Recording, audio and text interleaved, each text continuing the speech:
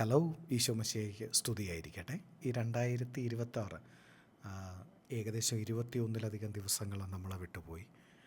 നമ്മളെല്ലാവരും പലവിധമായ കാര്യങ്ങളിൽ പല പ്രശ്നങ്ങളിലായിരുന്നിരിക്കാം. ഈ നിമിഷം മുതൽ, ഇത് കേൾക്കുന്ന നിമിഷം മുതൽ നിങ്ങളുടെ ജീവിതത്തിൽ ദൈവം വലിയ അത്ഭുതങ്ങൾ പ്രവർത്തിക്കുമെന്ന് നമുക്ക് വിശ്വസിക്കാം. കഴിഞ്ഞ ദിവസങ്ങളിൽ ഞങ്ങളെ കാണാനായിട്ട് ഞങ്ങളുടെ പ്രാർത്ഥനാ സഹായം ചോദിച്ചുകൊണ്ട് ഒരു കുടുംബം ഞങ്ങളെ കാണാൻ വന്നിരുന്നു. വളരെ സന്തോഷത്തോടുകൂടെ ഞങ്ങളവരെ സ്വീകരിച്ചിരുത്തി അവരുടെ വിശേഷങ്ങൾ കേൾക്കുവാൻ തുടങ്ങി. അവർ നേരത്തെ ഒരു വലിയ ബിസിനസ്സൊക്കെ ചെയ്തുകൊണ്ടിരുന്നു.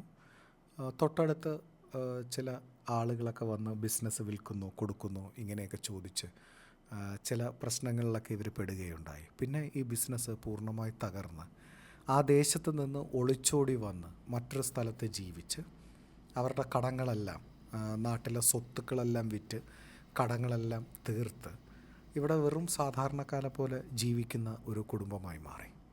ഞങ്ങൾ അവരുടെ അടുത്ത് ചോദിച്ചു, എന്തായിരുന്നു നിങ്ങളുടെ പ്രശ്നത്തിന് കാരണം? അപ്പോൾ പെട്ടെന്ന് അദ്ദേഹത്തിൻ്റെ ഭാര്യ പറഞ്ഞതാണ്, ആ ഒരു വാക്ക് ഞങ്ങളെ വളരെയധികം ശ്രദ്ധിക്കാനിടയായി. അവർ പറഞ്ഞതാണ്, ഞങ്ങൾ തകർന്നു പോകുന്നതിന് വേണ്ടി ചിലർ കൂടോത്രം ചെയ്തതാണ്. അതിനകത്ത് ഞങ്ങളുടെ ചില ബന്ധുക്കൾക്കും അതിനകത്ത് കൈയുണ്ടായിരുന്നു. ഞങ്ങൾ പ്രാർത്ഥിക്കുകയെല്ലാം ചെയ്തു, എന്നിട്ടും ഞങ്ങൾക്ക് രക്ഷപ്പെടാൻ പറ്റില്ല. ഞങ്ങൾ പൂർണ്ണമായി നശിച്ചും പോയി എന്ന് പറഞ്ഞു. ഞങ്ങളുടെ മക്കളുടെ വിദ്യാഭ്യാസം പോലും പാതി വഴിക്ക് ഉപേക്ഷിച്ചിട്ടാണ് ഞങ്ങൾ ഈ നാട്ടിൽ വന്ന് ജീവിക്കുന്നത് എന്ന് പറഞ്ഞു. കുറച്ചു നേരം ഞങ്ങൾ അവർക്ക് വേണ്ടി പ്രാർത്ഥിക്കുവാനിടയായി. അവരെ ആശ്വസിപ്പിച്ചു. എല്ലാവരും, മക്കളടക്കം പൊട്ടിക്കരയുകയാണ് ഉണ്ടായത്. ഞങ്ങൾ വളരെ ശാന്തമായി അവരുടെ അടുത്ത് ദൈവവചനം സംസാരിക്കാൻ തുടങ്ങി. കാരണം നമ്മളെല്ലാവരും കേട്ടിട്ടുണ്ടാവും, കൂടോത്രം ചെയ്ത് തകർത്തു, നശിപ്പിച്ചു എന്നൊക്കെ പറഞ്ഞിട്ട്. പക്ഷേ ഒരു കാര്യം മനസ്സിലാക്കുക, നിങ്ങൾ പ്രാർത്ഥിക്കുന്ന വ്യക്തിയാണെങ്കിൽ ഇതിനൊന്നും നിങ്ങളെ ഒന്നും ചെയ്യാൻ കഴിയില്ല എന്ന് വിശുദ്ധ തിരുവെഴുത്ത് നമ്മളോട് സംസാരിക്കുന്നു.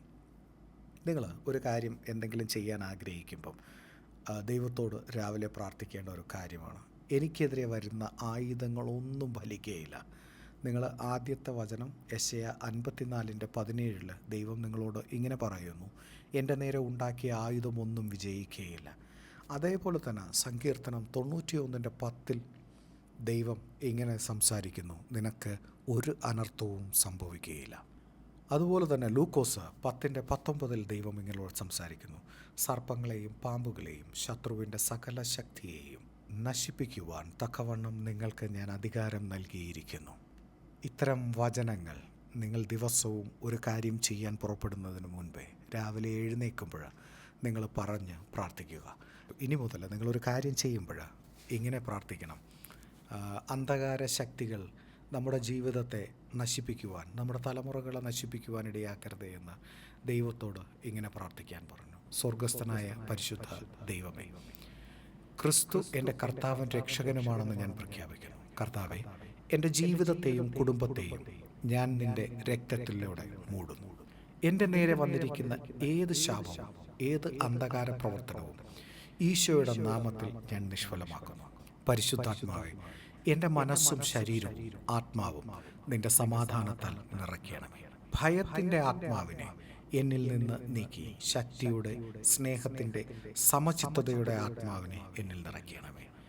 ഈശോയുടെ ശക്തിയുള്ള നാമത്തിൽ ഞാൻ പ്രാർത്ഥിക്കുന്നു. ആമേൻ. ഈ പ്രാർത്ഥന നിങ്ങൾക്ക് എന്തെങ്കിലും വിധത്തിൽ തടസ്സങ്ങൾ ജീവിതത്തിൽ നേരിടുമ്പോൾ നിങ്ങൾ പ്രാർത്ഥിച്ചാൽ ദൈവം തീർച്ചയായും നിങ്ങൾക്കെതിരെ നിൽക്കുന്ന എന്ത് തന്നെയായിരുന്നാലും, മാനുഷിക ശക്തി ആയിക്കോട്ടെ, അല്ലെങ്കിൽ ദുർമന്ത്രവാദത്തിൻ്റെ ശക്തികളോ എന്ത് തന്നെയായിരുന്നാലും ഈശോ നിങ്ങളെ അനുഗ്രഹിക്കും. ഒരു കാര്യം മനസ്സിലാക്കുക, പ്രാർത്ഥിക്കുന്നവരെ, ഈശോയുടെ ഭക്തിയിൽ, ഈശോയുടെ ചുവടുകളിൽ നടക്കുന്നവരെ ഒരു ശക്തിക്കും ഒന്നും ചെയ്യുവാൻ കഴിയുകയില്ല. മറ്റൊരു വിഷയവുമായി നമുക്ക് കാണാം. ഈശോ എല്ലാവരെയും അനുഗ്രഹിക്കുമാറാകട്ടെ.